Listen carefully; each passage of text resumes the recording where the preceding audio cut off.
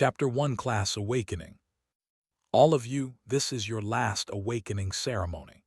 If you still fail to awaken, prepare to live the rest of your life as an ordinary human and attend a normal university. You can also try to improve your cultivation in these last few months to increase your chances of entering an academy. The teacher's voice echoed across the room as several students stood before him, listening attentively, their expressions a mix of anxiety and hope. Among these students was Michael. Michael was not from this world. He had arrived in this body just 3 weeks ago, a body that coincidentally shared his name. Unlike his original world in this one, everyone between the ages of 16 and 18 had a chance to awaken a class. More than 200 years ago, the apocalypse descended upon this world, bringing spatial rifts that spawned countless monsters and unleashed chaos. Fortunately, following the apocalypse, the world became digitized for a select few who would later be known as awakeners. Thanks to these awakeners, whose classes granted them incredible powers, the apocalypse ended after decades, and humanity finally reclaimed their land.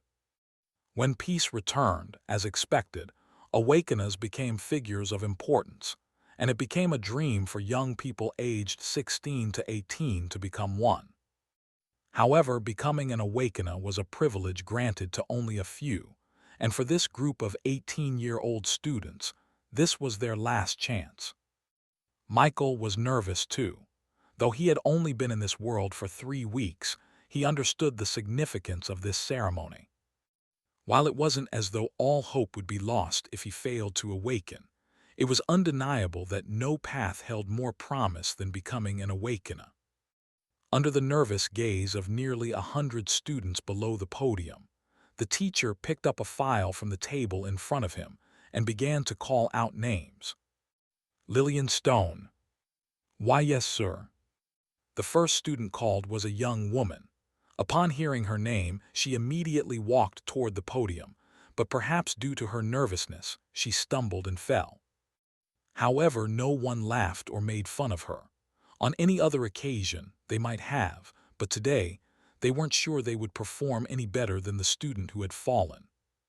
The teacher, seemingly accustomed to such mishaps, waited patiently for her to get back on her feet and approach him. When she finally reached him, he wasted no time and gestured toward the transparent orb on the table. This is your 3rd time here, so you know what to do. Just place your hand on the awakening orb. If there's a reaction, it means you've successfully awakened. If there isn't. The teacher left his sentence unfinished, but it made the hearts of the students on the podium sink. Michael felt it too, though he handled it better than the others. Thanks to his mental age and the challenges he'd faced before he died from cancer in his previous life, he could keep his composure. Michael's eyes were drawn to the awakening orb on the table between the teacher and the female student. From what they had been taught in school, every awakener, aside from gaining a class that granted them supernatural powers, also had the ability to connect their consciousness to another world, a world filled with treasures, and could quickly enhance their prowess. It was said that this world really resembled a game, though in many ways it was not. The awakening orb itself originated from that mysterious world. Just as the teacher had said, the girl didn't require any assistance. With a familiarity that made the corner of Michael's eyes twitch slightly, she placed both hands on the awakening orb and waited. A few seconds passed, and just as the teacher was preparing to dismiss the disappointed girl, who looked like she might burst into tears at any moment, a white light suddenly shone from the orb. Following that, a manifestation in the form of twin swords appeared on her back before disappearing. Lillian Stone has successfully awakened a class martial artist, the teacher announced, his voice filled with surprise and his previously expressionless face showing clear astonishment.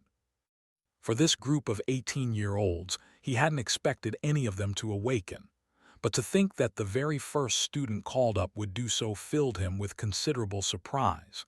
It was well known that the best age to awaken a class was 16, as that was when the chances were highest. The older one got, the less likely awakening became. When the students heard the teacher's announcement, the previously quiet hall erupted with noise. Wow, Lillian actually awakened. First come, first served. Damn. Tisk, to think the fourth to the last dumbest person in all of Class 3 would awaken. You do know that awakening successfully doesn't necessarily have anything to do with intelligence, right? Shut up, of course I know. Can't I just be bitter for a minute? What happened to my freedom to be negative? Like his fellow classmates, Michael was pleasantly surprised that the first student to step onto the podium had awakened. It was common knowledge that their group had almost no hope of awakening, so seeing someone succeed lifted everyone's spirits and filled them with a renewed sense of hope. However, that newly lit hope was quickly shattered. Miakim, awakening failed. Bruce Lean, awakening failed. Then the fourth, the fifth, all the way up to the 48th. Every student who stepped up to the podium failed to awaken, except for the first female student. The entire hall felt as silent as a graveyard, save for the quiet sobs of those who had failed their awakening. Michael tried his best to ignore the cries of his fellow classmates around him. Failing to awaken in this world was not like failing a college exam on Earth. In the latter case, you could keep trying, and many alternatives weren't considered worse than attending college. But here, failing to awaken had no equivalent alternative. It was like a poor man, burdened with the responsibility of caring for his two chronically ill parents while also supporting a younger sibling through school, betting on 3 different games with a chance to win $1 million each, and losing everything. In such a situation, breaking down and crying wouldn't be unusual. The scene around Michael now was eerily similar. Most of the students at Woodstone Public School No. 3 came from families living near or below the poverty line. For them, successfully awakening was like having $100 million land in their lap. But for these sobbing students, that distant hope of drastically changing their lives had slipped through their fingers 3 times in a row. It was no wonder that some of them broke down in tears immediately. Michael tried not to let the dark atmosphere surrounding him affect his mindset and attempted to stay positive. His situation wasn't any better than those around him, if not worse. In this world, the original owner of this body was an orphan living with his aunt, a widow with a child of her own to care for. Together, the family of 3 barely survived on the limited funds his aunt managed to earn. For Michael, successfully awakening was the fastest way to change his family's fate, but his chance of awakening was less than 1%. He couldn't help but feel a twinge of bitterness. Though he was grateful for the chance to live again, especially in a healthy body, it would be painful to live a life of mediocrity. Yet, there was nothing he could do about his slim chance of awakening. All he could do was hope for the best. Michael continued to watch as more students stepped up to the podium, only to fail in their attempts to awaken. There were only a total of 86 students in the hall, so Michael's turn was approaching quickly. Since the teacher hadn't assigned a cue and called names at random, Michael could only wait for his turn. Just when the teacher in charge of the awakenings thought that this batch of students would only produce 1 awakener, the awakening orb in front of him suddenly emitted light. The cause of the reaction was a male student standing before him. Just like the female student who had first awakened, a manifestation appeared, standard for new awakeners. The male student's body glowed red, and a staff made of fire appeared in his hands before promptly disappearing. Brian Lyon has successfully awakened a class, Fire Mage, the teacher announced. As with the first awakening, an uproar erupted in the hall, but this time it was even more intense. Damn, Brian actually awakened. The heavens really aren't fair. I know, right? He's already one of the few students who managed to ignite their life seeds before the college exams, something rare even in big cities, and now he's lucky enough to awaken too. That's not all. His night-breathing technique happens to align with the fire attribute. And now that he's awakened as a fire mage, the two will complement each other perfectly. F***CK. Like his classmates, Michael also had an impression of Brian. At Woodstone Public High School No. 3, Brian Lyon was one of the few outstanding students who could hold his own against those from private schools with better resources, despite his humble background. His reputation extended beyond the school. He was even somewhat known throughout Woodstone City. This fame wasn't because of his academic achievements, but rather due to his exceptional talent in cultivation. The Awakening Orb wasn't the only piece of technology that Awakeners had brought back from the mysterious realm known as the Land of Origins. They introduced other technologies that significantly boosted the real world's advancement. The Land of Origins wasn't exclusive to humans. Many other civilizations of various races existed there. In fact, humans here could be considered newcomers to that world. These civilizations had already used the Land of Origins to significantly advance their own societies. Using their methods, Awakeners managed to bring something back to this world: cultivation. Cultivation offered a method for ordinary people to gain supernatural powers. Although they couldn't progress as quickly as Awakeners, be as powerful as them, or enter the Land of Origins. Brian practiced the breathing technique of the night cultivation system and had considerable talent in cultivation, so even if he failed to awaken, he still had a bright future. Just as Awakeners were respected and needed in this world, cultivators were too. One was just way too at the top to be compared to anything, but the need of the two were equal. Well, according to what has been told to Michael, the world changed when the apocalypse descended. It was no longer just a planet but a realm. Planet Aurora became the Aurora realm.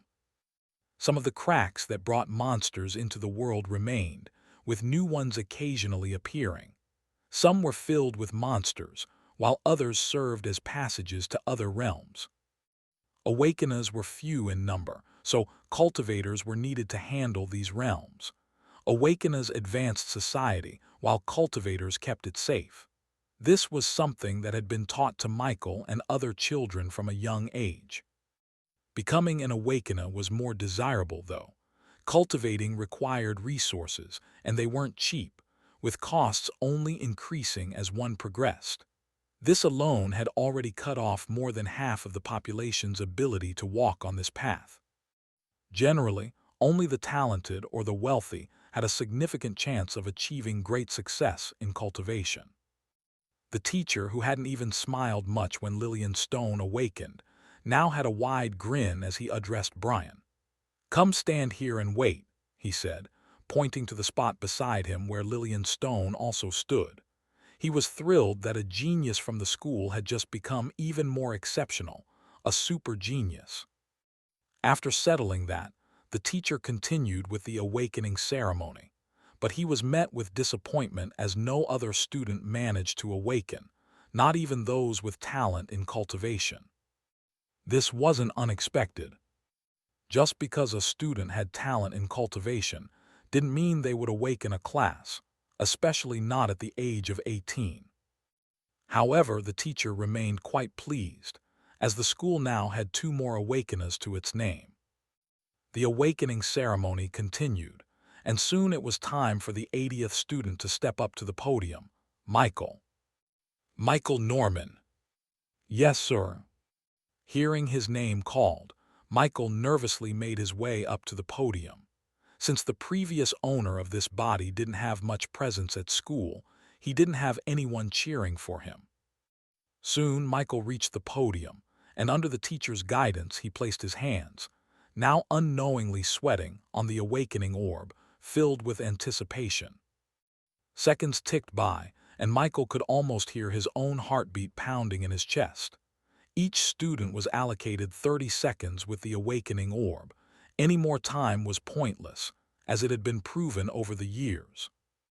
10 seconds passed. 15 seconds. 20 seconds.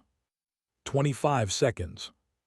Just as the teacher prepared to dismiss Michael, whose heart had already sunk into bitterness, the awakening orb under Michael's hands suddenly emitted a bright light. Instantly, Michael felt a warm sensation coursing through his body. His mind seemed to clear, and a surge of strength flowed through him. The manifestation that accompanied every new awakener soon appeared. A black, gloomy energy swirled around Michael, coating his body, while a dark staff briefly materialized in his hand before everything vanished. Michael was momentarily stunned by the sudden turn of events, but the voice of the equally surprised teacher brought him back to reality. Michael Norman has successfully awakened a class, Necromancer, the teacher announced. Another one. Necromancer, huh? That sounds powerful and maybe a little bit evil. Be more confident in your speech, brother. It's evil as fuck. Yeah, but as long as I can awaken a class, I wouldn't even mind if it involved selling my body. Just say you're horny, bro. As before, an uproar erupted in the hall, but it was more subdued than the previous 2 times. It couldn't be helped. Unlike the excitement over Lillian Stone's unexpected awakening, or the amazement at Brian Lyon's transformation into a super genius, Michael didn't have much of a presence in the school. But that wasn't the case anymore. Also, only a few of his classmates from Class 3, Section N8, were in the hall, and he recognized even fewer of them. He didn't personally know any of them. Good, good, good, the teacher in charge of the ceremony said, repeating the word 3 times in delight. It wasn't that he knew Michael personally, but rather because a ceremony he had expected to yield no awakeners had surprisingly produced 3. If none had awakened, he wouldn't have been surprised. Such outcomes were common. Come stand beside me and wait. The teacher gestured for Michael to join the other 2 awakeners. Yes, teacher. Michael nodded, still in a daze, and compiled. Seeing a new comrade, Lillian and Brian both gave him a nod of acknowledgement, which Michael returned. In truth, Michael's attention was no longer fully on his surroundings. He could catch bits of what his classmates whispered about him, but he was too preoccupied to care. His attention was on what had just appeared before his eyes. A blue, transparent panel floated in front of Michael. Name: Michael Norman.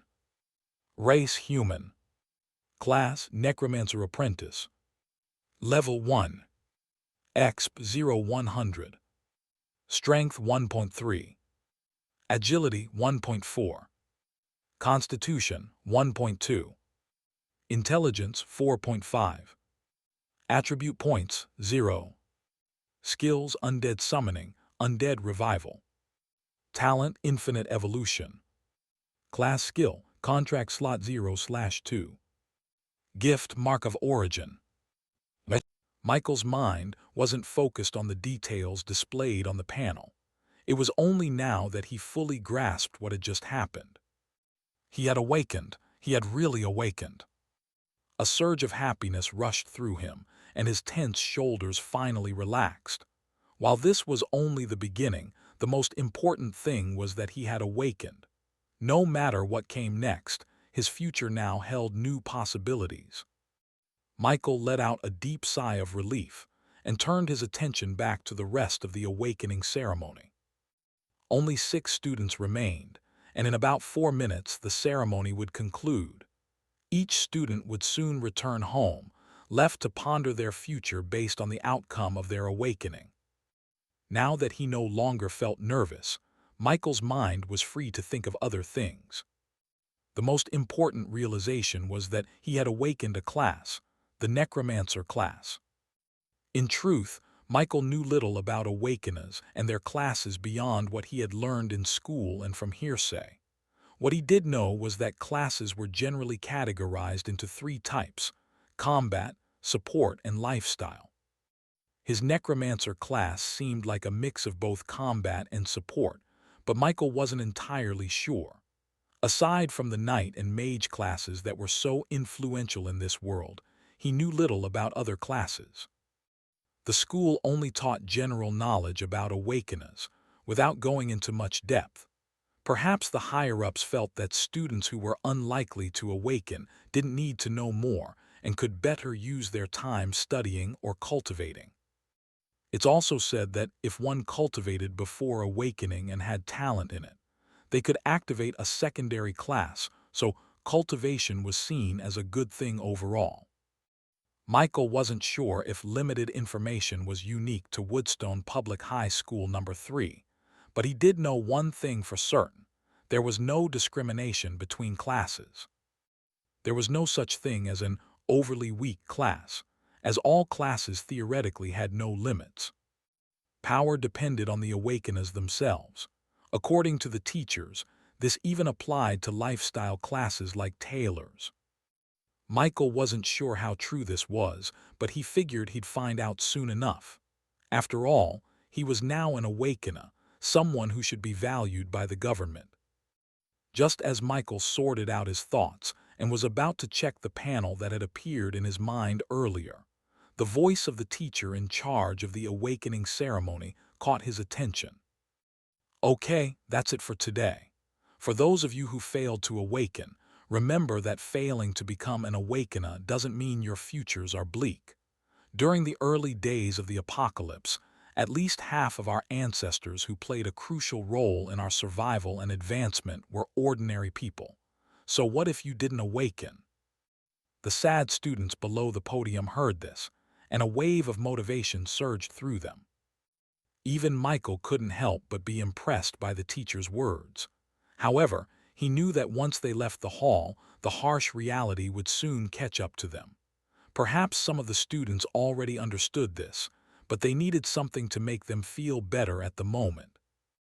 One must know that while this world was technically more advanced than Michael's previous one, it wasn't all sunshine for the average person. For example, bankers had long become a thing of the past, along with many other jobs.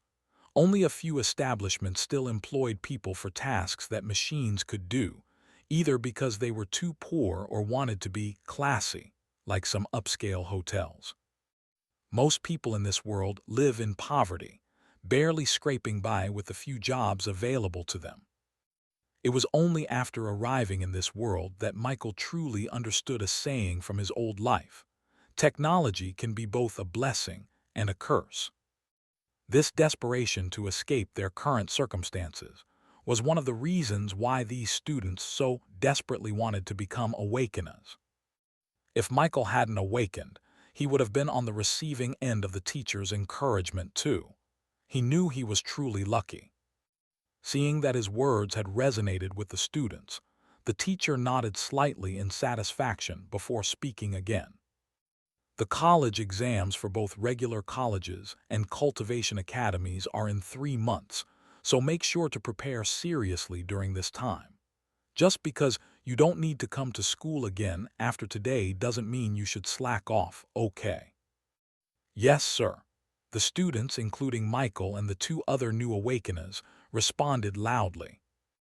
All right, you're dismissed.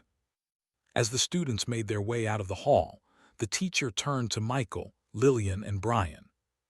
With a smile, he said, "You 3 follow me to the principal's office."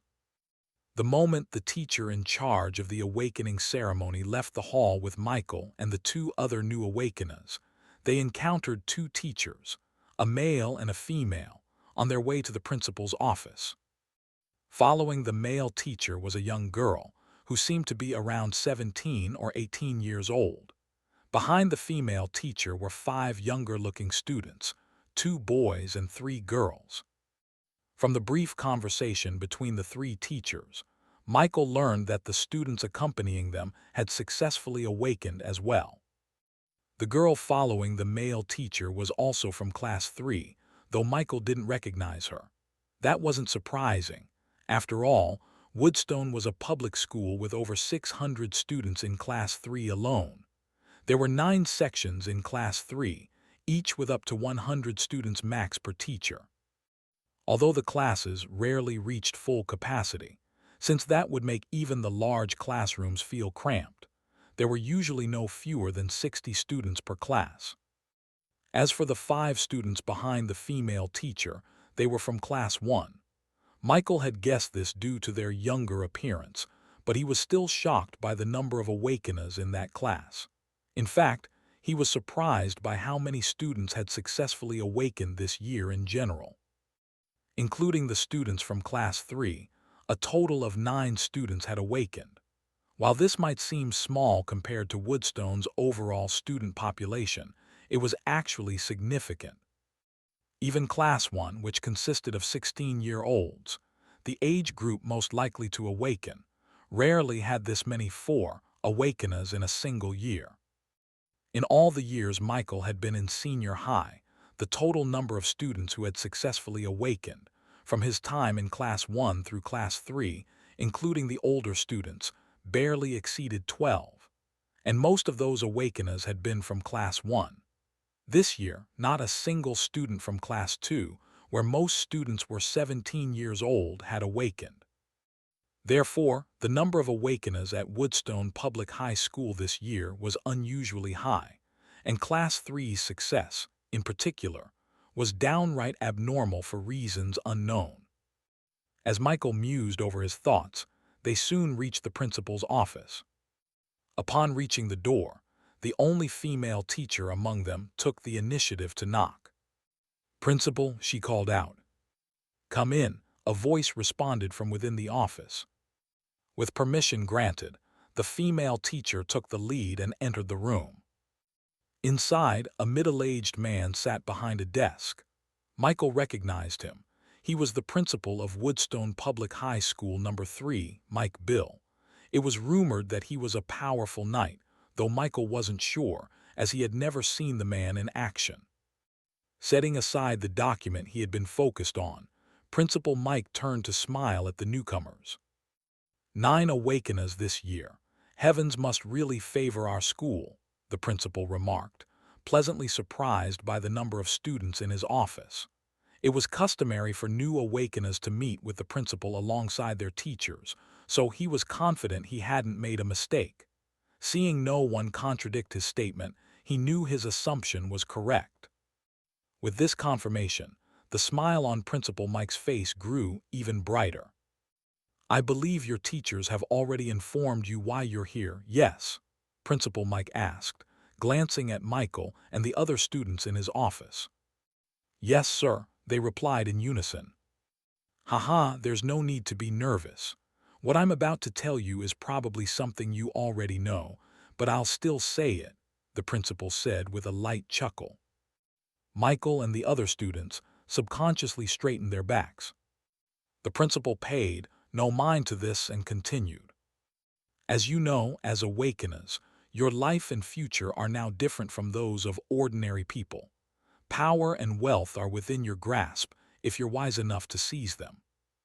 If you had failed to awaken, you would be preparing to enter an ordinary university to further your education. If you had decent talent in cultivation, you try to enter a cultivation academy. But you all have successfully awakened. So instead of attending a cultivation academy or an ordinary university, you'll be going to an awakened university, where you'll learn everything you need to know about being an awakener. You might think that going to an academy is unnecessary since you could just enter the land of origin on your own, like our ancestors, and make things work. While that's possible, anyone with good sense wouldn't do that. Why make things harder for yourself? So, right now, aside from entering the land of origin, which you'll soon have access to, getting into an Awakener Academy should be your next main focus. As for learning more about your new identity as an Awakener, you'll need to visit the Supers Association to register after this. The association will provide you with better information that you currently need. The principal then went on to mention a few other points. Some of these, Michael and the others already knew, while others provided new insights. After saying what he needed to, Principal Mike dismissed the students and teachers, asking Brian to stay behind. After being dismissed from the principal's office, the teacher responsible for overseeing Michael's awakening spoke up. As new awakeners, you must register with the Supers Association within 3 days. Failing to do so is considered a crime. Though you have some time, I recommend you register immediately if you're free today. As the principal mentioned, you also need to take the upcoming college exams seriously. Just because you're awakeners doesn't exempt you from academic testing. While it may not be as strict as for regular university students due to your status, it's still important depending on the academy you plan to attend. Anyway, the Supers Association will have more details on this, so make sure you register quickly. For those who aren't in their 3rd year, the teacher addressed the students from Class 1. You can also attempt the college exams if you think you're up for it, as the Federation and most academies do not oppose it. However, most awakeners who manage to awaken before their 3rd year prefer to take home lessons while honing their skills as awakeners, aiming for a higher score when they're ready to enter the academy. After offering this advice, and with 2 other teachers sharing their own, they left the 9 students and returned to the teacher's office. There was no need to flatter the new awakeners. These were no longer the apocalyptic days. Although the teachers were softer with them compared to before, it wasn't to the point of bowing at their feet, but they certainly didn't want to offend them either. With the rise of cultivation, awakeners were no longer the only powerful people in the world. Ordinary individuals could reach similar levels of strength, though awakeners were a rarer breed. Veteran teachers like these knew that leaving a good impression was enough, as they had no hidden agendas. The students felt a little lost after the teachers left, but not Michael. He already knew what he needed to do next. The most important task was to register at the Supers Association, and the second was to inform his aunt about his awakening. Michael was already familiar with the Supers Association. Even before he transmigrated into this world, the original owner of his body had a basic understanding of it. This was common knowledge among the natives. The Supers Association was an organization under the Federation, the new government established after the apocalypse. The world now had only one ruling authority, the Federation, under which were countries, states, and cities. The Supers Association managed all supernatural beings in the Aurora realm. Ordinary humans had to be a rank 1 cultivator before they could register, whereas awakeners were required to register immediately upon awakening, as they became supernatural beings the moment they awakened. The purpose of the Supers Association was to protect the general public, manage supernatural beings, and provide them with various benefits. Michael made his way out of the school compound. As soon as he stepped outside, he hailed an empty taxi that happened to be passing by. "To the Supers Association," he said. "That'll be $1, the driver replied. "Okay." The Supers Association was a little far from Woodstone Public School. On foot, it would take Michael about 35 minutes, but by taxi, it would take no more than 20. Settling into the passenger seat, Michael pulled his phone from his pocket. Normally, if the school were still in session, it would have been in his backpack, but with the college exams approaching and no real need to attend classes, everything aside from his school uniform was casual today. Every senior high student who came to school today did so primarily for the awakening ceremony. After today, the school would feel noticeably emptier. Though the technology in this world was more advanced than Earth's, familiar technology still existed. The rich used floating cars, while the less well-off relied on vehicles with wheels. The wealthy had watches that projected holographic displays as substitutes for phones, while others were content with traditional phones. The world was a mix of old and new technology, but somehow it all blended into a strange yet harmonious system that didn't seem out of place. Michael decided to text his aunt instead of calling her. She worked as a cook at a relatively upscale restaurant, so she was likely still busy. Michael sent a short message saying he had succeeded in his awakening.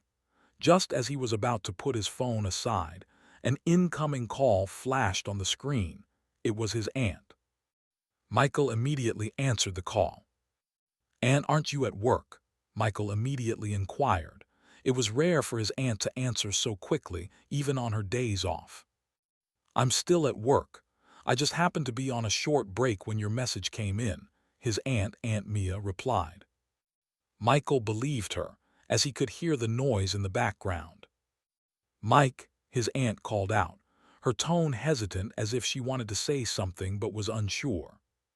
"Ma," Michael smiled, already guessing what was on her mind. He understood her disbelief.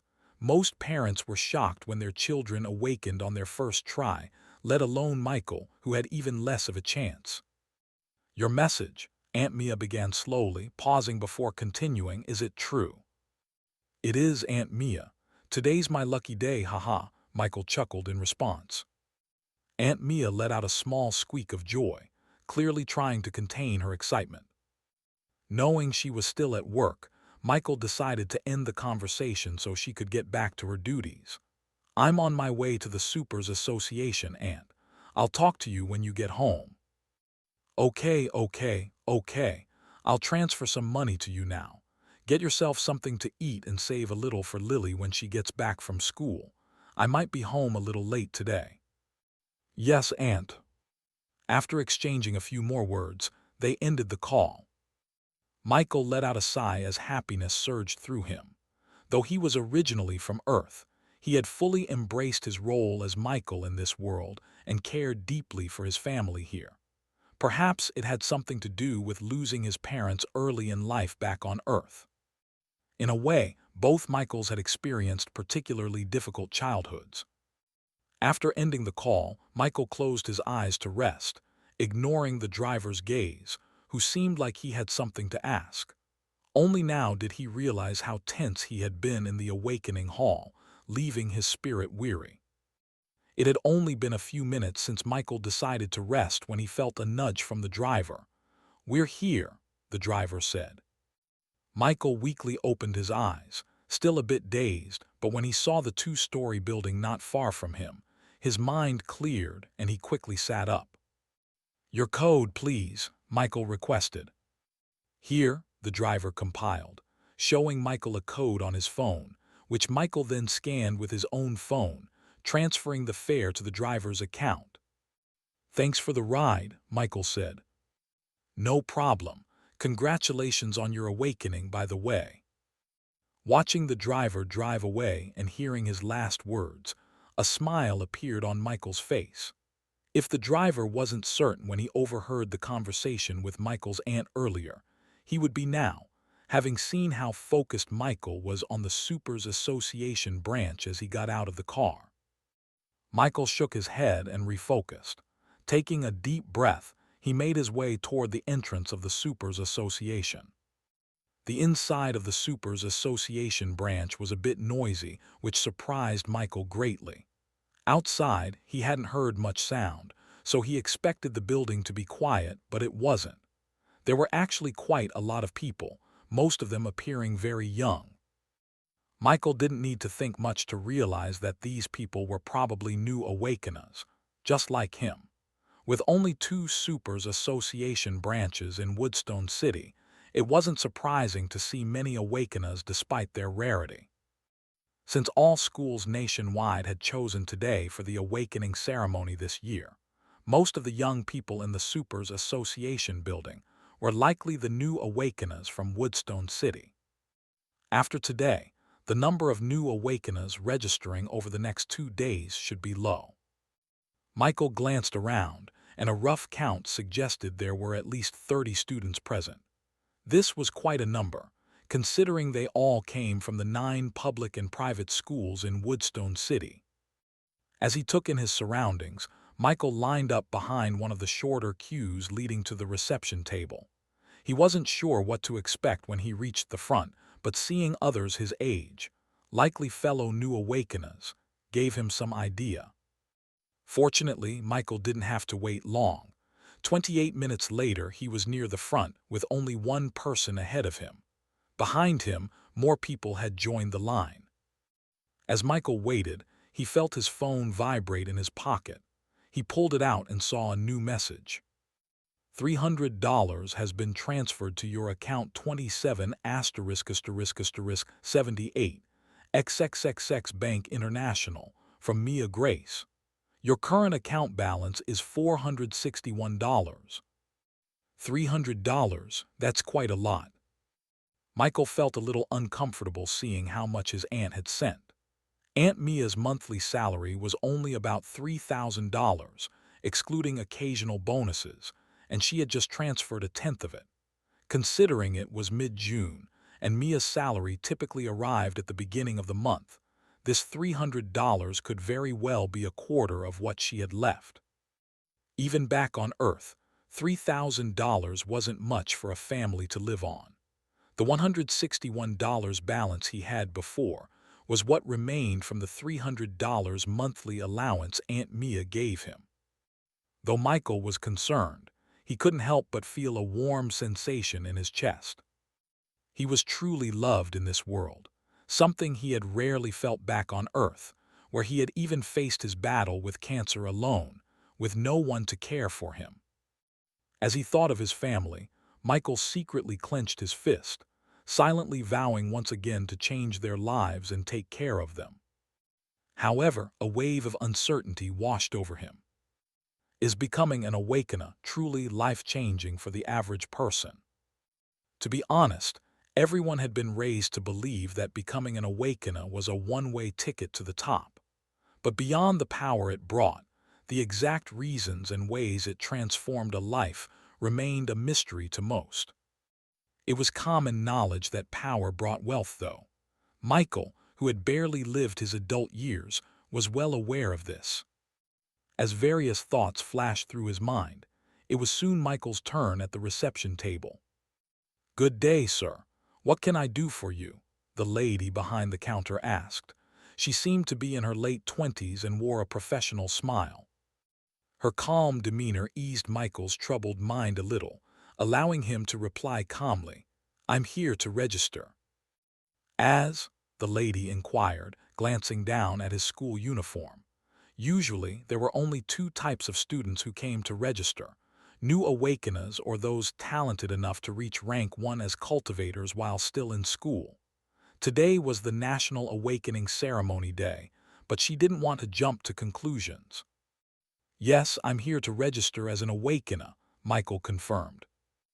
"Oh, I see," the lady replied, not appearing surprised by his response.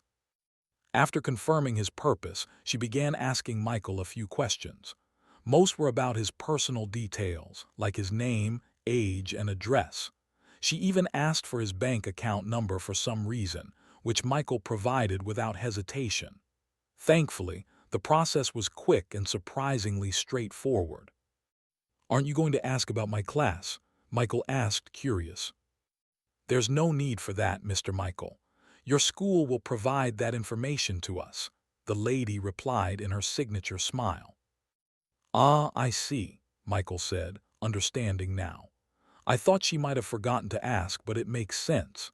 Even if the Supers Association had a way to verify one's class, doing it for every new registrant would take too much time." After pressing his fingerprint on a tool the lady provided and signing his name on a freshly printed document, she addressed him again, this time in a more formal tone. "Congratulations on your awakening, Mr. Michael. As of today, you are now a proud warrior of the Federation, the people, and the Aurora realm. As a new awakener of the Federation, a set of military cultivation techniques and martial techniques will be sent to your email. A link to a specially designed platform for supernaturals will also be provided. The password is your full name written in all caps, followed by this year's number, 228, with no spaces in between. Also, as a new awakener, you are eligible for a monthly payment of $15,000. This amount will be reduced by half if you fail to reach rank 1 within 6 months, and will be revoked if you fail to become a rank 2 awakener within a year. Of course, the monthly payment will also increase alongside your advancement. Michael was a little overwhelmed by the sudden information dump, but one thing immediately caught his attention: money. It wasn't just the money, other benefits came with it too. Though the conditions seemed strict, it didn't change the fact that he was soon going to have a significant income. Michael's heart quickened a little, but before he could sink deeper into his thoughts, the lady behind the counter spoke again. "Is there anything else you'd like to ask about, Mr. Michael?" He was about to reflexively say no, since he had grasped most of what she said when he remembered something. Feeling suddenly bashful with a red face, he inquired in a low tone, "When will the monthly benefit arrive, miss?" "Ah," the lady was visibly taken aback, but after regaining her composure, her smile grew even brighter, and it seemed she was struggling to hold back a laugh. Her reaction made Michael feel even more embarrassed, but thankfully, she didn't dwell on it. "It should arrive within an hour at most, sir," she replied. Michael nodded slightly, thanking the woman behind the counter before quickly making his way out of the Supers Association building.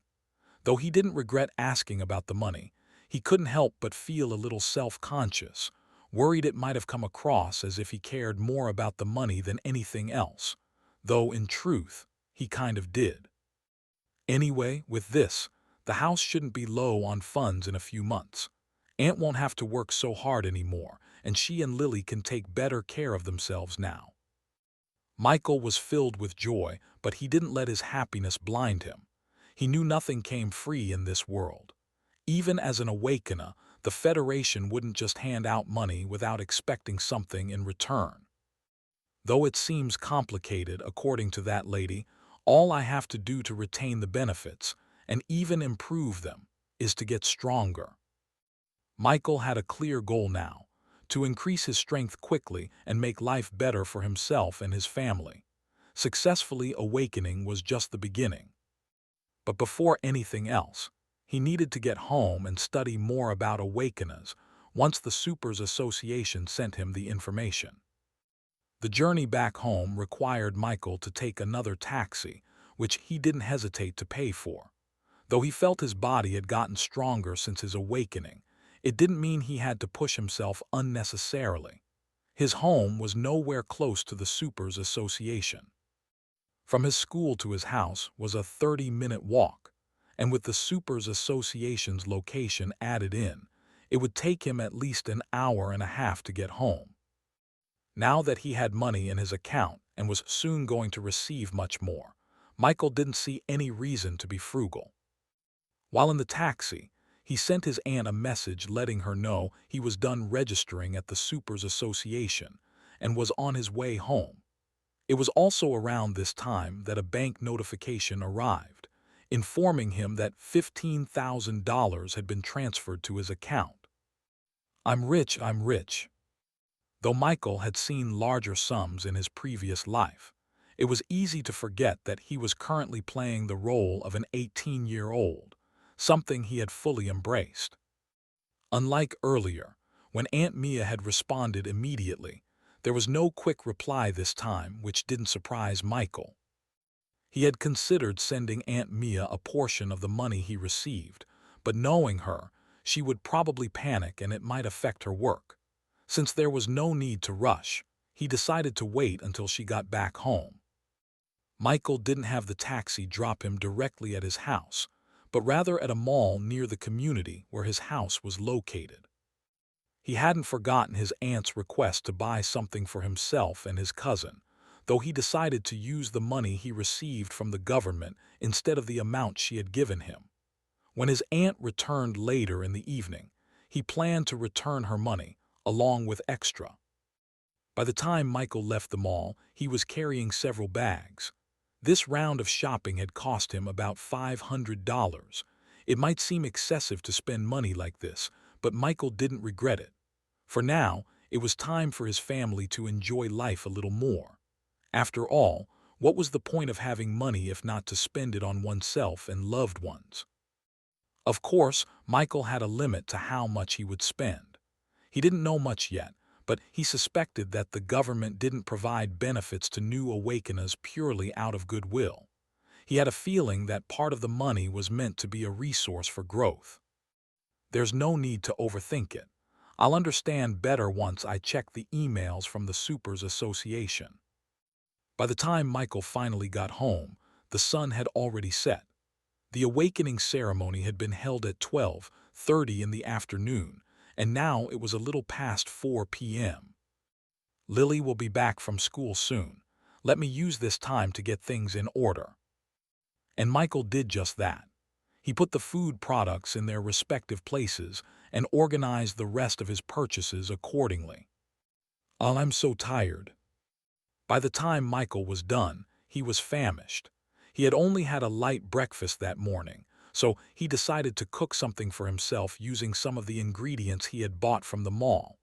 Meat was on the menu, too.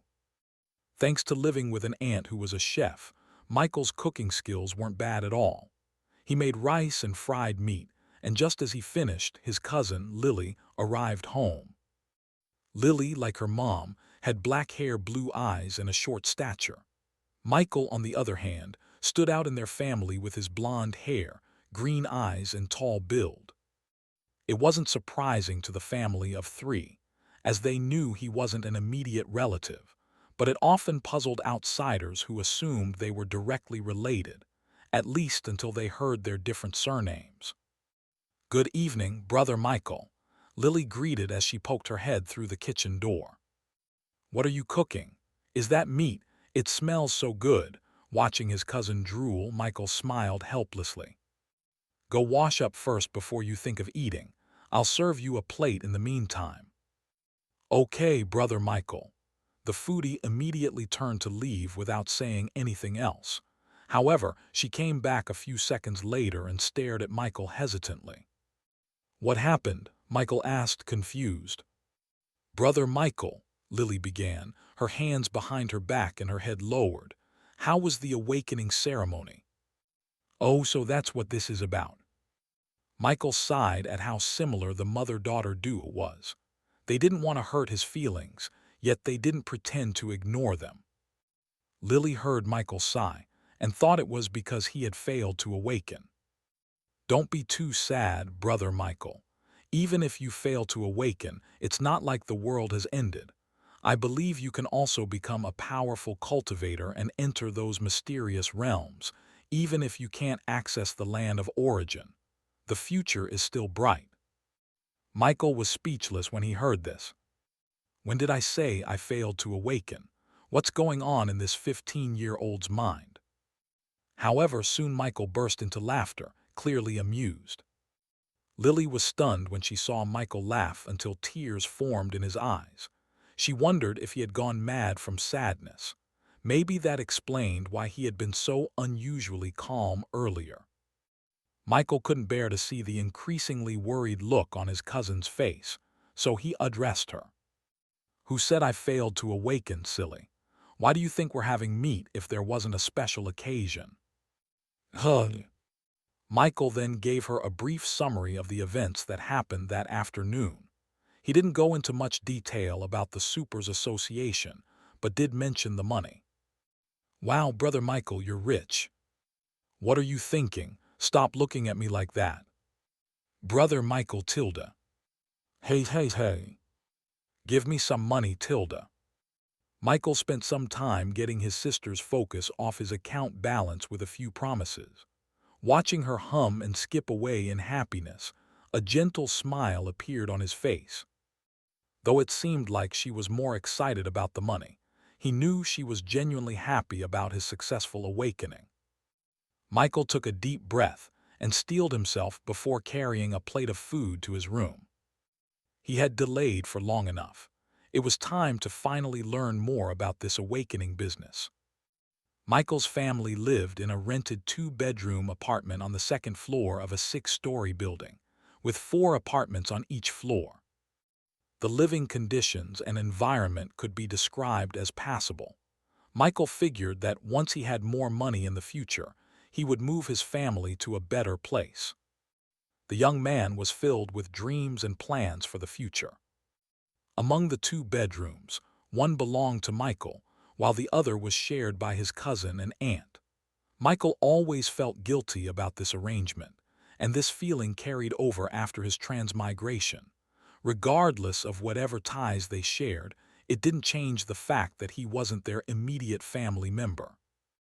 But perhaps it was like a saying he had heard on Earth: family isn't decided by blood. After entering his relatively empty room, Michael sat on a chair next to a desk filled with books and placed his plate on the table. Taking a mouthful of rice with his spoon, he brought out his phone and opened his email. There, he found several messages from the Supers Association. The first message he saw was a congratulatory note on his awakening, with a file containing the set of military standard cultivation techniques that the lady at the counter had mentioned. The file contained a breathing technique that had no specific attribute and a meditative technique that was purely aimed at increasing his mana pool, also without any elemental attribute. Michael knew what breathing and meditative techniques were.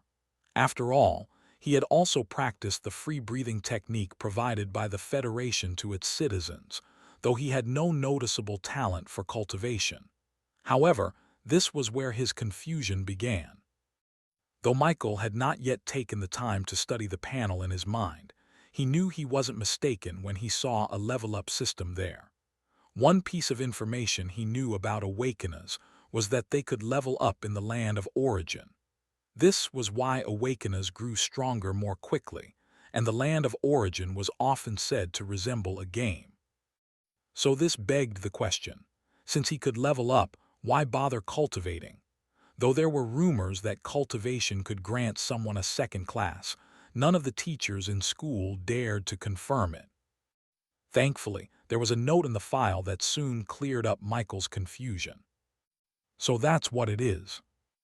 After reading the note in the file, Michael realized that just because awakeners could level up, which in turn made them stronger, didn't mean that cultivating was useless to them.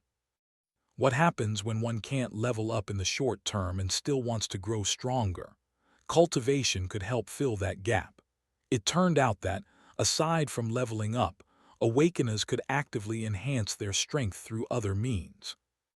The two techniques sent by the Supers Association belonged to the Night Cultivation System and the Mage Cultivation System, respectively. Michael was more familiar with the former than the latter.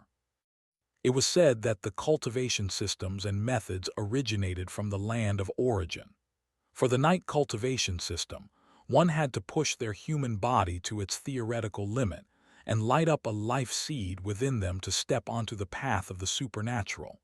But this was no easy task. The theoretical limit of a human body was twice the strength and capabilities of an average human. Even good athletes were typically only about half as strong as this threshold. To become a rank 1 knight, a person needed to push their body to twice the capabilities of an average human. This was very difficult to achieve under normal circumstances, but with a breathing technique, one could use it as a catalyst to reach their human limit. After lighting up a life seed, they would gain a new upper limit and could continue to polish their life seed, thereby continually increasing their body's limits and becoming stronger. This method was primarily for ordinary humans, but awakeners could also use breathing techniques to enhance their physical strength. The difference, however, was that they couldn't light up a life seed since, as awakeners, they no longer had limits.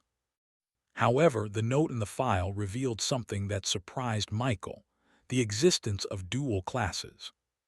According to the note, if one could light up a life seed before they awakened, as long as there was no conflict with the class they eventually awakened into, and it wasn't the same, there was a high chance of acquiring a secondary class.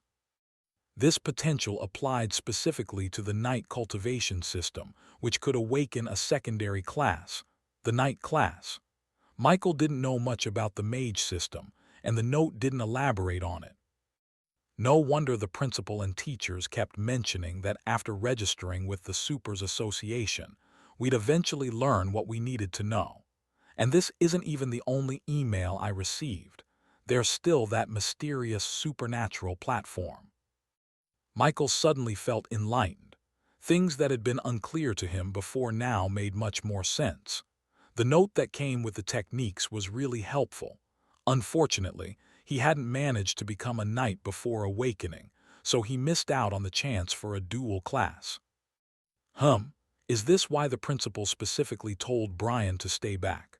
I don't know much about dual classes, but if one class can make someone stronger, it makes sense that having two would be even better. If that's the case, then Brian is indeed special, even among awakeners. Michael didn't feel envious of this, though. He wasn't in competition with anyone. He was already happy just to have been fortunate enough to awaken. Michael continued to read through the note, and once he finished, he closed it. There was no need to rush into cultivation. He still had something else to do. Feeling excited, Michael turned to the other email sent by the Supers Association. This email contained a link, which, according to the lady who attended to him at the Supers Association, was his access to a platform made for all registered supernatural beings within the Federation. Without hesitation, Michael tapped the link, which led him to a browser page with a simple design. The page was simple, with a white background, the Supers Association's logo, and two empty bars for inputting an email and password. There wasn't anything particularly interesting to observe on this page, so Michael quickly entered his email and password according to the instructions given by the lady at the Supers Association. He felt a sense of anticipation. After all, this was a platform exclusively for supernatural beings, something he never could have imagined accessing in both his lives. Somehow, it feels like I've been invited into a secret organization. After inputting his details, Michael signed in. Soon, he was taken to a new page. Unlike the somewhat bland appearance of the login page, this one was more vibrant and lively. It looked like a forum.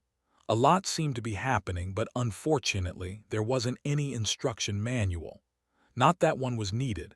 At first glance, the Supers Association forum didn't seem too different from a regular forum, aside from its content. Does anyone know the weakness of a swamp wyvern? Oi, seems like we have a big shot in the house. FR, if I recall correctly, wyverns are usually above level 30, right? That's a teenage wyvern, not exactly strong. It's the nonchalance of subtly calling a wyvern weak for me. Newbie cultivator here. How strong is a wyvern for us cultivators? A level 30 should be a commander rank beast for you guys, so yeah, you'll need a knight commander or mage commander to take on a wyvern. Dude, just say a rank 3 cultivator. It's not my fault, brother. Awakeners and cultivators' power systems can be confusing at times. That was the kind of content in the forum. Michael could only read in awe, unable to fully grasp most of it. Once again, the Supers Association delivered essential information right to his fingertips, not in the form of step-by-step guidance, but through an interactive platform. Since it was a forum, Michael could search for whatever information he needed or ask directly, which he did without hesitation. Though some of the posts on the homepage had intriguing titles, Michael stayed focused. Reading random posts wouldn't help him. He couldn't even understand much of what they discussed yet. Michael dove into a spree of information seeking, and the gaps in his understanding slowly began to fill. By the time he was done, it had already grown dark outside, but he hardly noticed. Reading through various posts on the forum had opened Michael's eyes wide. What shocked him most was the sheer power hidden within this world. We've always heard about cultivators and awakeners, but aside from a few basics about cultivators, like life seeds and the ranks that follow, everything else is shrouded in mystery. Information about awakeners is even more elusive. Michael felt a mix of shock, enlightenment, and excitement. It's my fault for underestimating the people of this world. In fact, it wasn't just Michael who had these misconceptions. Even the original citizens of this world felt similarly. After all, it had only been a little over 200 years since Aurora first came into contact with Mana. How advanced could their civilization have become in such a short time? However, they were all wrong, very wrong. The truly powerful beings of this world were astonishingly strong. For example, Michael finally learned more about the power system of cultivators. There were 7 ranks in total from rank 1 to 7, known respectively as Apprentice, Elite, Commander, Master, King, Emperor, and Demigod. Yes, Demigod. At first, Michael thought he had misread, but after checking 3 times and even watching a video of a demigod effortlessly defeating a 100-meter-tall monster with a casual slap, he was left speechless.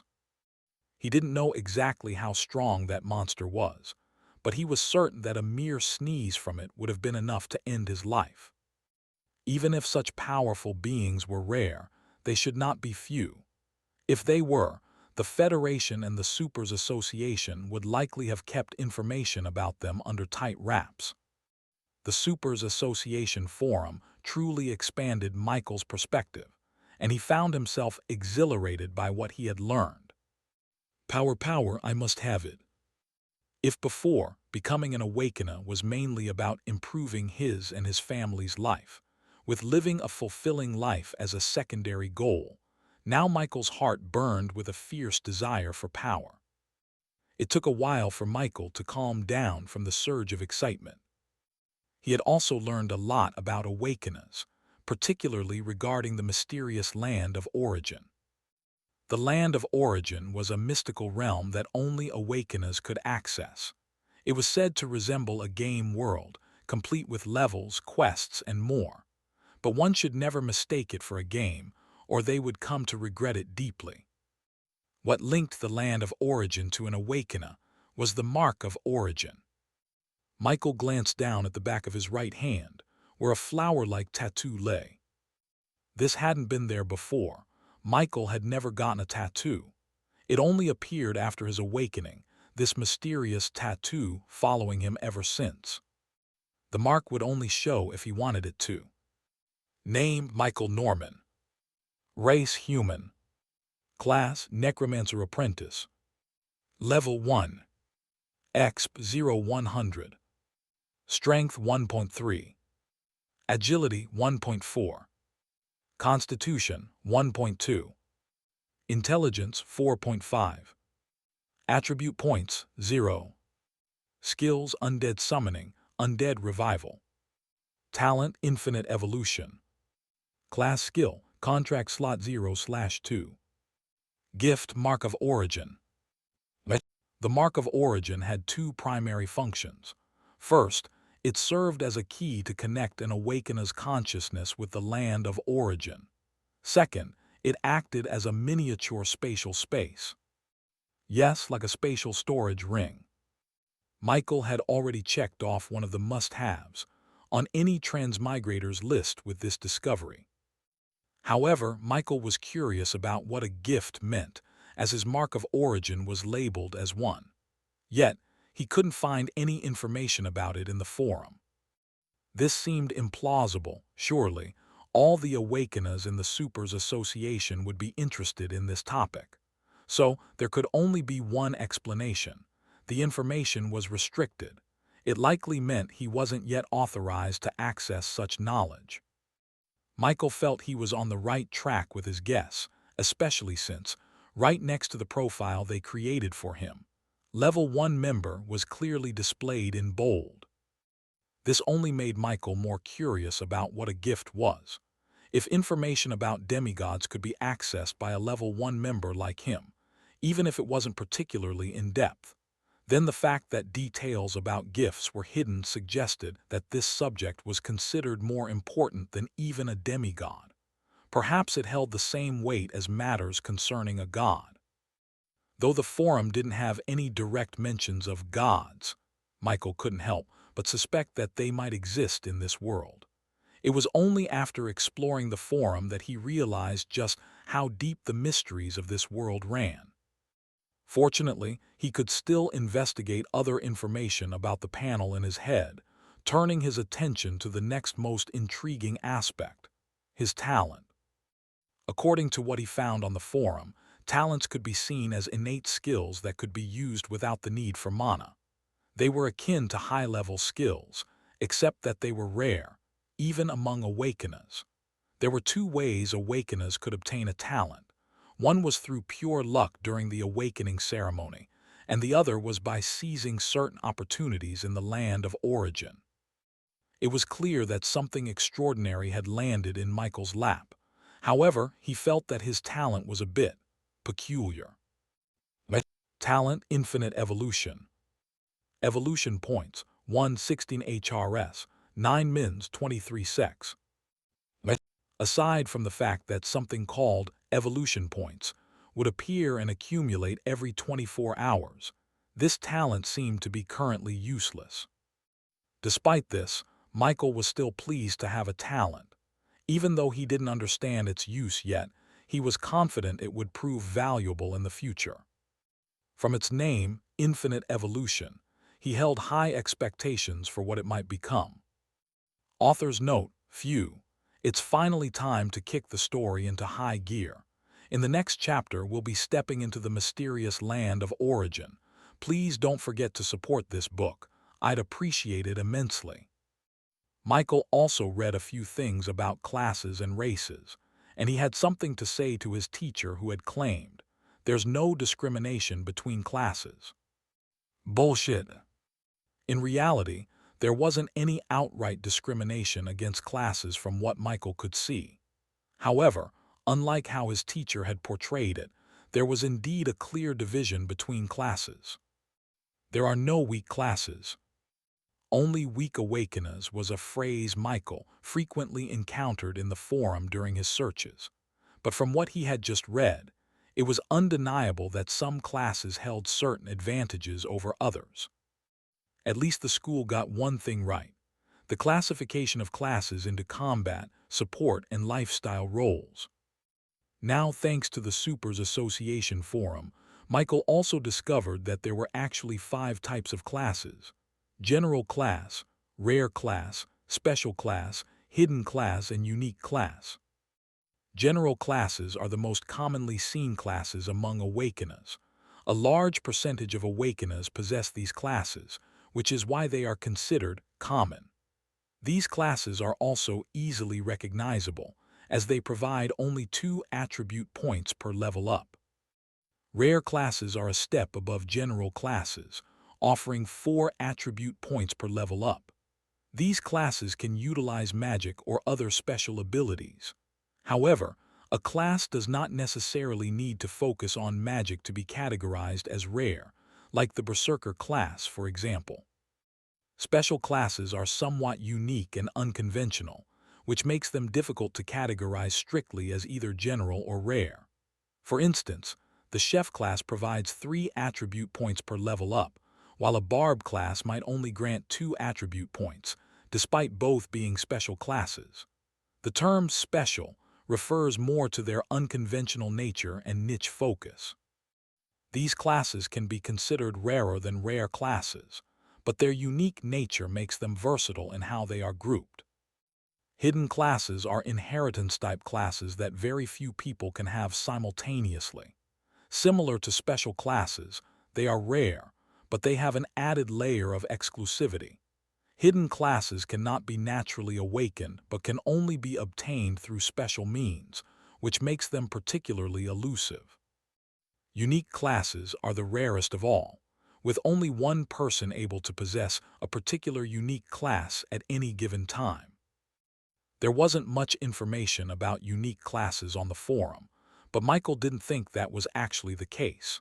He read somewhere that the number of awakeners in Aurora was a bit more than 70,000, and he found it hard to believe that no one had any information about unique classes. If they truly knew nothing, It wouldn't even be recognized as a legitimate class type. Michael believed it wasn't that information about unique classes didn't exist on the forum. Rather, it was that his authority level wasn't high enough to access such information. It seems authority level isn't just for show. I should try my best to raise it, Michael thought with a subtle smile on his face. Even though it felt like his head might explode from all this new information, it was as if a fascinating new world had opened up to him, and he couldn't get enough of it. These worlds are truly interesting with a lot to offer. Something else that surprised Michael was that even one's race could influence the benefits they received when leveling up. This revelation opened another world to Michael. From what he read, each level up as a human race granted 0.2 in all stats, 0.5 in intelligence, and 2 attribute points. Michael wasn't sure if this was low or not, but it seemed significant. Since they say the land of origin is like a game world, I wonder if it's possible to change races, Michael mused. Out of curiosity, he tried searching for information on the possibility in the forum, but like in the cases of gifts and unique classes, he found nothing. As before, this either meant the information didn't exist or his authority level wasn't high enough. Michael, already used to this, decided to move on. He also read about his class, the Necromancer, which, pleasantly surprising, turned out to be a rare class. Races weren't the only things that provided benefits as one leveled up, classes did too. Aside from the attribute points they provided based on their grade, certain stats would be boosted depending on the class's specialty. The Necromancer class, for instance, granted 0.1 points to strength and constitution, 0.3 in agility, and 0.5 in intelligence, along with 4 attribute points. Necromancers are basically paper defenses. A punch from a similar level warrior class could probably take out more than half my health, Michael thought immediately. He also began to understand why people in the forum kept emphasizing that power ultimately depended on the awakener themselves. Classes, race, cultivation, resources that could raise stats themselves, and attribute points. If one utilized these things wisely, even an awakener with a Tailor class could become deadly. The more Michael read, the more excited he became about the future. He couldn't wait to enter the land of origin, but he knew he couldn't rush in without making proper preparations. Yes, preparations. As an awakener, he was naturally bound to enter the land of origin, but according to the forum, it wasn't all sunshine and rainbows there, especially for new awakeners. In a Tips for Newbies forum post, which was even starred by the Supers Association, Michael learned that when an awakener entered the land of origin for the first time, their initial location was random. It could be near an active volcano, a frozen wasteland, or even in a monster's nest. However, there was a balance.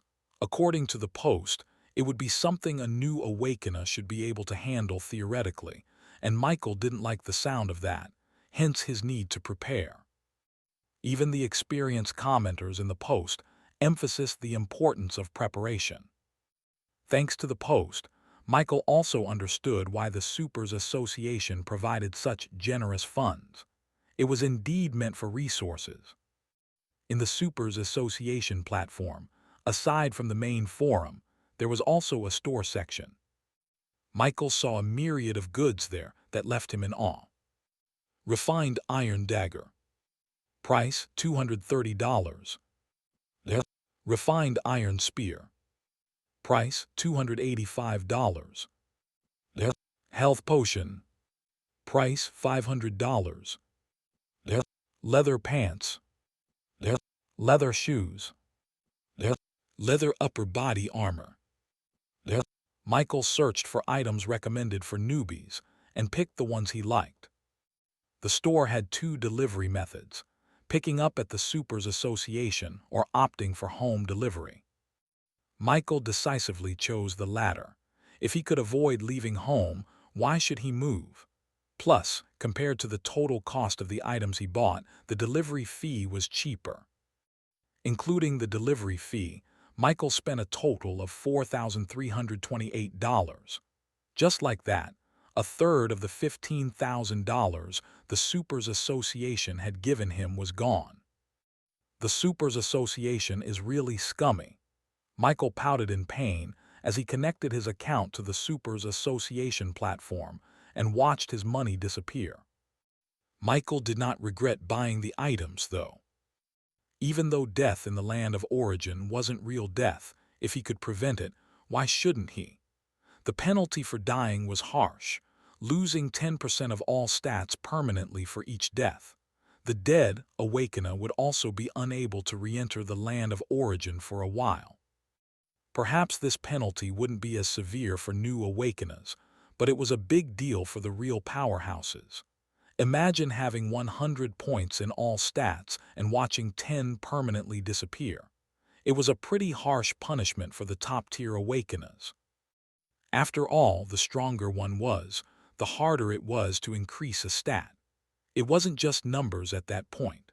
A 1-point stat increase for a level 100 awakener could very well be the equivalent of 10 points for Michael. After placing his order, the Supers Association platform confirmed that his items would be delivered before noon the next day, which Michael was quite satisfied with. It's not too late to enter the land of origin tomorrow anyway. It's even better. I'm too exhausted to do anything now. Michael was also very hungry. He had learned a lot of information, which significantly filled the gaps in his understanding. Anything else he needed to know could be searched for slowly in the future. For now, Michael just wanted to sleep and wait for the new day to arrive before entering the land of origin. He was excited, but he had his priorities straight. Michael put aside his phone and was just about to carry the plate he'd used earlier when a knock came at his door. "Come in," he said reflexively. When he saw who was on the other side, he was surprised. "Aunt?" Yes, it was indeed Aunt Mia. Michael had been so engrossed in the Supers Association forum that he hadn't noticed anyone entering the house. "Seems like our new awakener has been busy," Aunt Mia teased as she made her way to Michael's bed and made herself comfortable. "Aunt Mia," Michael said, a little embarrassed by the title, but a happy smile bloomed on his face. He could see a smile on Aunt Mia's face, too, one that was threatening to widen, and hidden within, he could also see that she was proud of him. One must know that both Michaels, from Earth and Aurora, had only experienced true parental love from one person, and that was Aunt Mia. Both had become orphans at a very young age, and Aunt Mia was a mother figure to them, especially to the Michael originally from this world. Though Aunt Mia had a short stature, her blue eyes held the gaze of a mother looking at her child. Michael greeted her respectfully, and he was happy that she was happy. Before he could speak, Aunt Mia beat him to it. "Lily told me about your little adventure today." Michael silently clicked his tongue in annoyance. Perhaps he shouldn't have told Lily anything at all. Now the news he should have delivered himself had come through someone else. But since it was all family, it didn't really matter. "The amount of money the association gave you is really big, but be careful with it, Michael," Aunt Mia said anxiously. In her eyes, Michael was still a young boy. She had no interest in his money, but she was worried about his spending habits. Though Michael's past record of handling money reassured her, this time the amount was so much larger, and she couldn't help but worry that he might waste it. "And don't mind your silly cousin, there's no need." "Aunt Mia," Michael called out, his tone serious, cutting her off before she could continue. He already knew what she wanted to say, but he didn't want to hear it. His family was his motivation, his drive. Now that he could finally provide for them, how could she refuse? Michael felt dissatisfied. "Aunt Mia, the money the association gave me. Well, a big chunk of it is for my well-being, so you don't have to worry about anything." As he spoke, Michael had already pulled out his phone, ready to transfer a portion of the funds to her. "Michael," Aunt Mia exclaimed anxiously. She didn't entirely believe his words and feared he was going to inconvenience himself for her. In fact, she was right. But did Michael care? No, he didn't. This was likely a stupid decision, but for once, at least one, Michael wanted to satisfy his selfish desire. And also, if he ended up broke, he could wait for more funds to come in next month, all the while working hard in other areas. Michael wasn't afraid of hard work. Ironically, hard work was what had killed the Michael in this world. The hopeful fool had seen a rumor online that if one trained hard enough to come close to becoming a knight, the chance of awakening would be higher. The original Michael knew this was nonsense, but feeling unlucky and with many responsibilities on his shoulders, he pushed himself too hard. In the end, he died, allowing Michael from Earth to take his place. It's okay, Aunt Mia.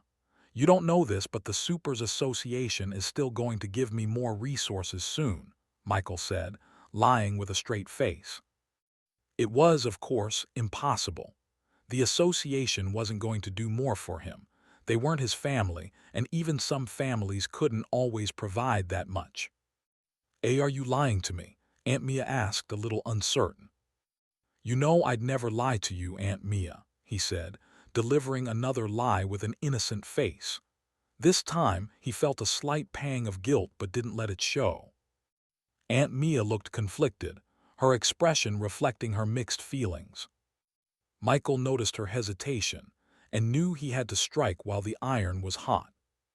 Also, since becoming an awakener, I can feel my appetite slowly increasing. We'll need more food at home, Aunt Mia. Michael spoke with a feigned look of seriousness, but just in time his stomach rumbled, adding authenticity to his words. This convinced Aunt Mia a little. What made her trust his words even more was his status as an awakener.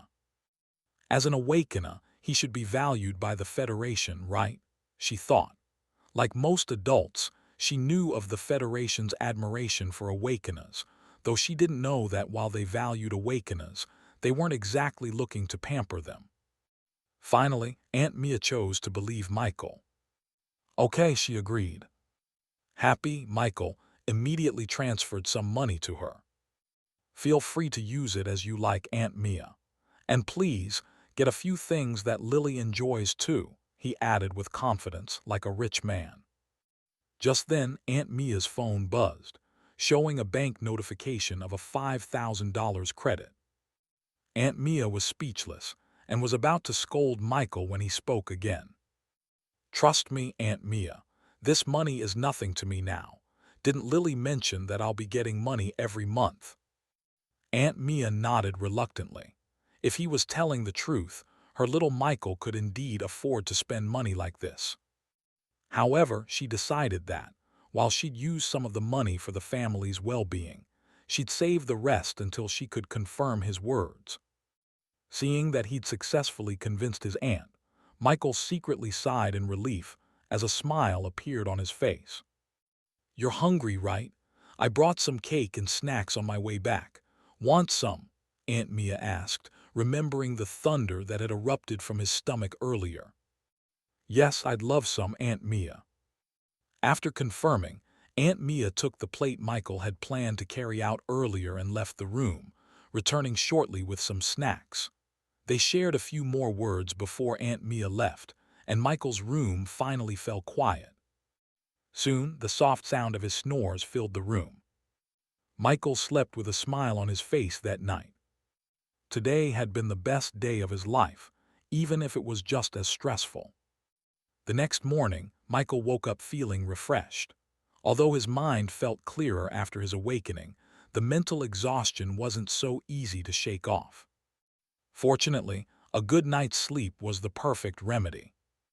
Michael didn't immediately get up from his bed, but sat on the edge, reminiscing about the events of the previous day. It's amazing how quickly life can change, Michael thought happily. He couldn't have asked for a better turn of events. And the best part was still yet to come. Today's the day I enter the land of origin. I wonder what I'll encounter. Michael's excitement grew as he thought about the new day ahead. After shaking off the lingering drowsiness from waking up, Michael stood up and opened the shades of his windows, letting the morning light flood into his room. "It's quite bright. What time is it now?" He walked over to his desk, picked up his phone, and saw that it was just past 8 in the morning. He really had gotten a good night's sleep. Aunt Mia should have gone to work by now. Lily should also be in school. With that thought, Michael left his room to check if anyone else was still in the house, but as he had expected, it was empty except for him. Although it was still a while until noon when his delivery from the Supers Association was due to arrive, Michael decided to freshen up and wait. After all, the delivery was supposed to arrive before noon, which meant there was a chance it could come earlier, and he didn't want to leave the apartment without bathing. Besides, once he received his order, he planned to enter the land of origin immediately. He really couldn't wait any longer. Since he had some time, Michael decided to clean up the house. "My classmates would probably never believe that even an awakener still has to clean," Michael mused. Awakeners were like celebrities here, even though little was known about them except for a few clips of them in action. Just like celebrities back on Earth, there were some overzealous fans who probably couldn't imagine their favorite person doing something as mundane as using the toilet. As a few mischievous thoughts crossed his mind, a smile appeared on Michael's face as he happily cleaned up whatever he could around the house. After finishing his chores, Michael brushed his teeth, took a bath, and got dressed. Since the delivery still hadn't arrived, he served himself some leftover rice from the previous day and browsed the Supers Association forum on his phone while eating.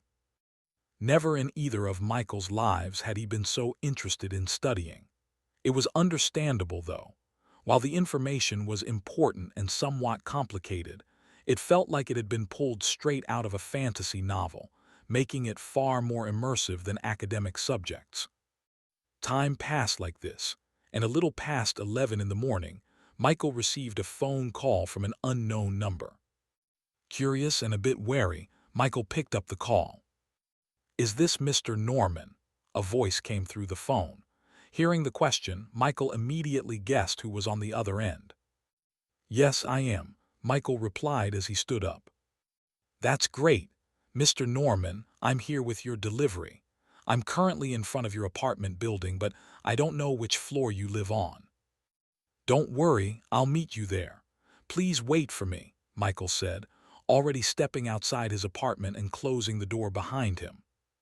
Perhaps because the apartment building was old, or maybe because the owner was too cheap, there was no elevator.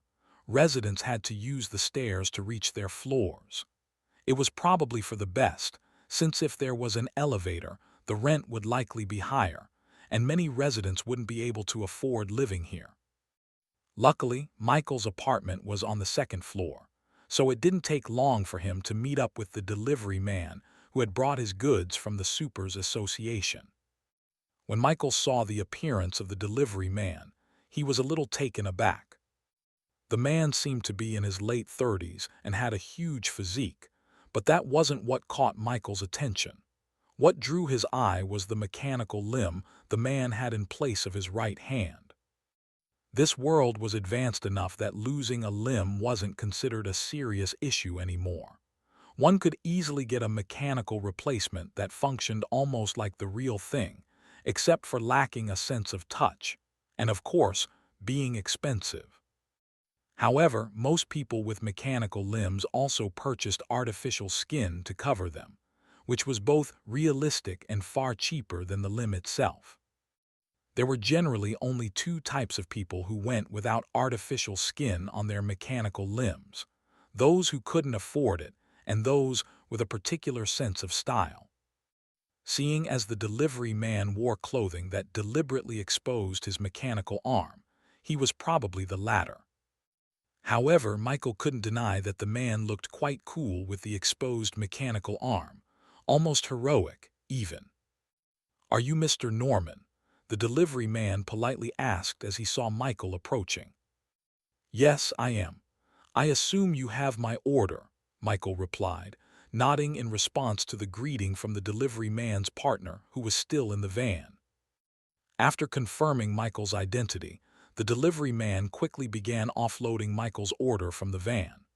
There were quite a few items, and even with his improved stats from awakening, Michael knew he'd be left sweating after transporting everything to his apartment. Thankfully, the delivery man with the mechanical limb offered to help, which Michael greatly appreciated. Back in the living room of his apartment, Michael stared at the packages on the ground in front of him, feeling a twinge of pain. $4,000, $4,000. Every time he repeated it, it felt like a knife stabbing into his heart, even as his hands eagerly opened the boxes. Michael hadn't gone overboard just because he had some money in his account when he ordered from the Supers Association store. He had simply followed the recommended list of items for entering the land of origin for the first time and selected those he liked. Half an hour later, Michael had opened all his deliveries and placed their contents into the storage space within his mark of origin. New awakeners usually didn't have large spatial spaces in their marks, but it was more than enough for Michael's current needs. He didn't change into any of the leather armor he bought or equip himself with any weapons because, according to the forum, nothing on the Awakener follows them into the land of origin. Only items stored in the mark of origin could be brought in, so everything Michael thought he needed was already stored there. Taking several deep breaths, Michael made his way into his room, feeling anticipation, excitement, and a bit of nervousness. According to the forum, connecting one's consciousness with the land of origin meant leaving it behind in the real world, so his body had to be placed in a suitable position before leaving. Michael decided to lie down on his bed. "Let's do this." He concentrated on the mark on his hand, trying to connect his consciousness with the land of origin. Since it was his first time, it wasn't easy, but thankfully, the land of origin was an innate part of every awakener. It didn't take long for him to finally succeed. Michael's right hand, which was raised in the real world, slowly fell as his body began to softly snore. New chosen detected. Chosen identity confirmed. You have gained a new skill, Detect. After reading more about the land of origin, Michael often wondered where his initial location would be. Would it be in the middle of a forest, an open plain, or maybe dangerously close to a monster nest? There were endless possibilities, and Michael's imagination ran wild. He hoped that as long as it wasn't anywhere near monsters, he'd be fine. But when Michael opened his eyes, he found himself in a dark room with black brick walls covered in moss. If not for the holes in the roof allowing in some sunlight, the room would have been pitch black. A foul odor filled the air, making Michael gag in disgust. What is this smell? Rotting garbage, or worse? No, that's not important right now. Where on earth am I? If he hadn't registered with the Supers Association and gained access to information about the land of origin, he might have panicked. However, though Michael knew each awakener's initial location was random, he wasn't exactly thrilled. The problem wasn't the location itself, but the disgusting smell. Though he wanted to leave immediately, Michael resisted the urge to move. His current location wasn't the worst. At least there were no monsters or erupting volcanoes nearby. But he knew it was better to proceed with caution until he learned more about his surroundings. This wasn't just his own hunch. Experienced awakeners had emphasized caution multiple times in the Tips for New Awakeners forum post. First step, observe your surroundings. Michael turned to inspect the wall beside him. Wall. A wall made of old, weathered bricks. Figures, Michael thought sarcastically as he read the description. He wasn't surprised by its sudden appearance, having expected it. This information was thanks to a new skill he had gained, actually, one that every awakener received upon entering the land of origin for the first time. Detect. Much like in games, the Detect skill allowed the user to gather information about specific objects they focused on. It was an essential skill for both new and experienced awakeners alike. However, Detect had its limitations. For one, it couldn't reveal information about living beings significantly stronger than the user. If the target was more than 20 levels above the user, Detect simply wouldn't work. Conversely, the skill provided more detailed information when the user's level was significantly higher than that of the target. Detect could also improve over time, providing more details as the user's knowledge grew. Shifting his focus away from the room's wall, Michael took a moment to observe his own body in this world. As expected, nothing from Aurora had followed him, not even his clothes. Thankfully, he wasn't naked. He was dressed in simple clothing similar to what commoners wore in the medieval ages on Earth. Aside from the clothing, there was nothing else of note on him. Now that he had a basic understanding of his surroundings, Michael decided it was time to explore. But before leaving the room, he decided to arm himself, just in case. There was no sign of monsters outside, but it was better to be safe than sorry. Michael had read plenty of stories on the forum about the unfortunate fates of new awakeners, and he had no intention of dying on his first day. The first thing Michael retrieved from his storage space was the leather armor he had bought from the association. While better armor existed, those options were either too expensive or impractical for him at this stage. Enduring the urge to gag from the foul smell around him, Michael quickly but quietly donned his leather armor. Time to arm myself. Michael had purchased 3 types of weapons from the association, 2 melee weapons and 1 firearm. He had been surprised he could get the latter without any complications. Apparently, his status as an awakener was all the license he needed. Guns were effective in the land of origin, so he decided to bring one along. Compared to the spear and dagger he'd purchased, he felt much safer with a firearm. Though he'd never held a gun in either of his lives, let alone fired one, it offered a few clear advantages over melee weapons. For one, he could attack from a distance, and even if he missed, he could fire additional shots quickly. Of course, guns also had their drawbacks. For instance, the noise could attract unwanted attention, like nearby monsters. Michael had considered this and even read about it on the forum, so he also bought a silencer for his gun. Guns are one of the best tools to have in the early stages, but they quickly become obsolete as one grows stronger. Like the experienced awakeners in the forum said, personal strength is still the most important thing here. After loading his gun and removing the safety, he relaxed his tense shoulders and made his way out of the dark room. Even if his first impression of the land of origin wasn't what he had expected, Michael's excitement about this new world remained undiminished. Besides civilizations like Aurora, which are connected to the land of origin through awakeners, there are also native civilizations. This building seems to be a remnant of the past, now abandoned, Michael observed. After leaving the dark room where he first appeared, he found himself in a wide corridor that was dimly lit, saved only by holes in the distant ceiling. If the roof weren't so far out of reach, he would have tried breaking out rather than wandering around as he was now. Thanks to the ventilation provided by the holes in the ceiling, Michael's movements did not cause an echo. As he moved further, Michael also identified the source of the foul odor filling the air. Slimes. These magical creatures looked like harmless, solidified liquid, but they were far from it, secreting acid with a stench just as terrible. Slimes moved by crawling and could hop to attack. The foul smell he'd encountered came from a slime trail left outside the room he'd started in. Michael wasn't sure if the same slime was nearby, but after a while of exploring this vast, seemingly empty building, he encountered one. Acid Slime LV 4. Rank Common. A harmless-looking slime that shoots acid. Devious enough, he thought.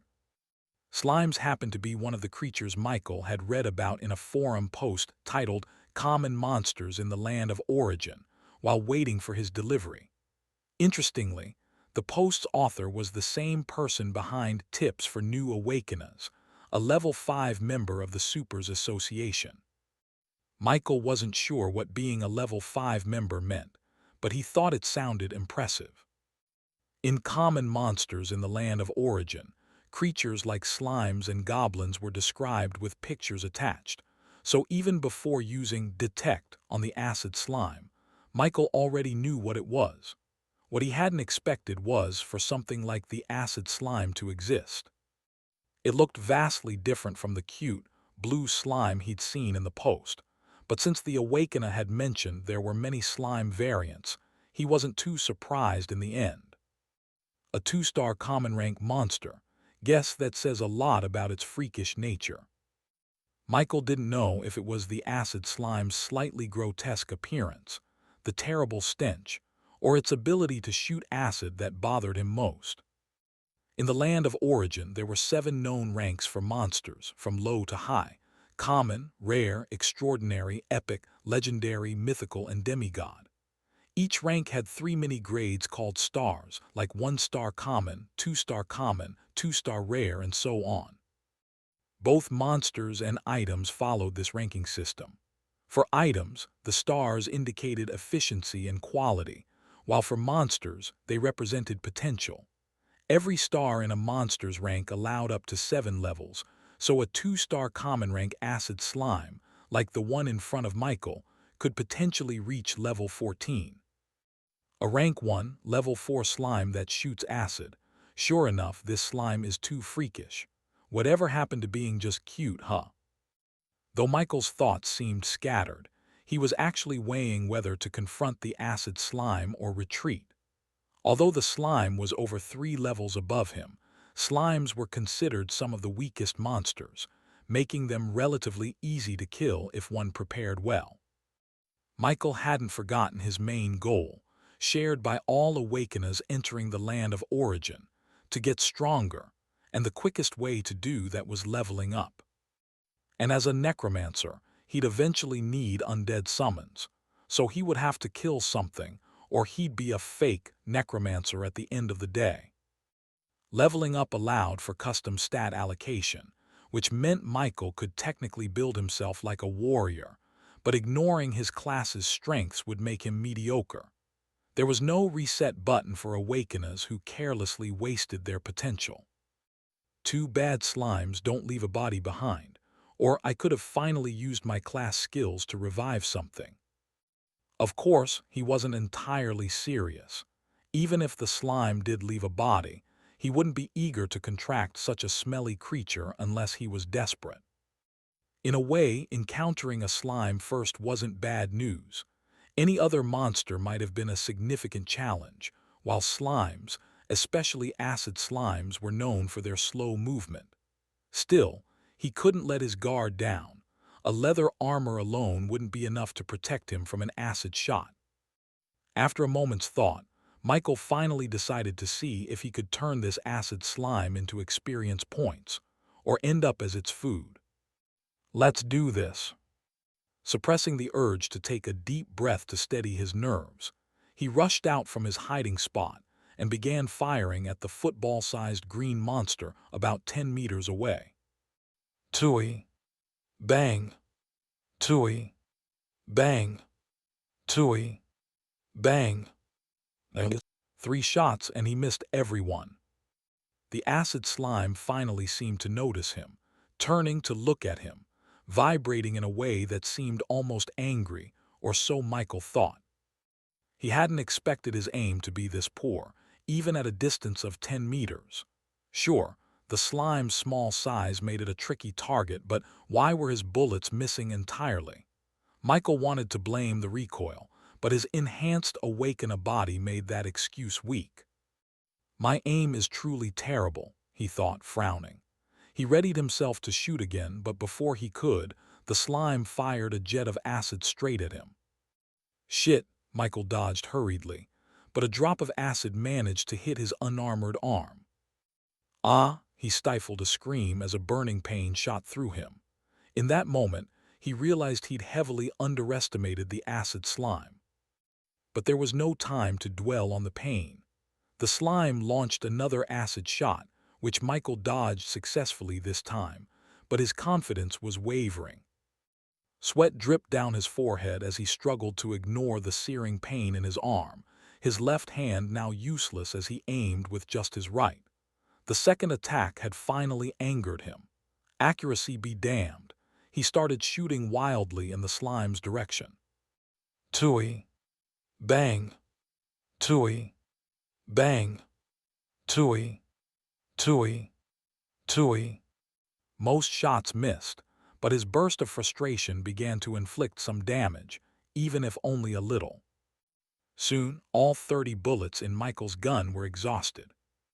As he fled from the acid slime, now slightly smaller but still hopping after him, he followed the marks he'd made with his dagger on several walls to avoid getting lost in the vast, abandoned building.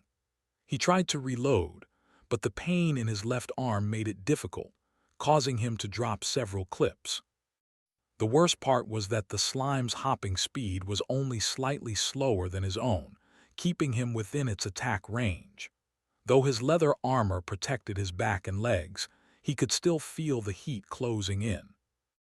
After several failed attempts, Michael finally managed to reload and resumed a frantic shooting spree at the slime. This process repeated a few more times until, with a lucky shot, he damaged the core inside the slime, finally killing it. You killed a common LV4 acid slime. You've gained 45 experience points. You killed a monster 3 levels higher than your own, earning a 4x experience multiplier. You've gained 180 experience points. Level up. You have leveled up to level 2. You have learned the skill Basic Shot. On his first day in the land of origin, Michael had almost been taken down by one of the weakest monsters, a slime. Thanks for watching. Please subscribe and like the video and comment down if anything wrong in the story, and if have any suggestion to a new novel or want next part of any series, comment down. Our target is to get 1K subscriber. There will be SUPRISC for all of you. Stay tuned.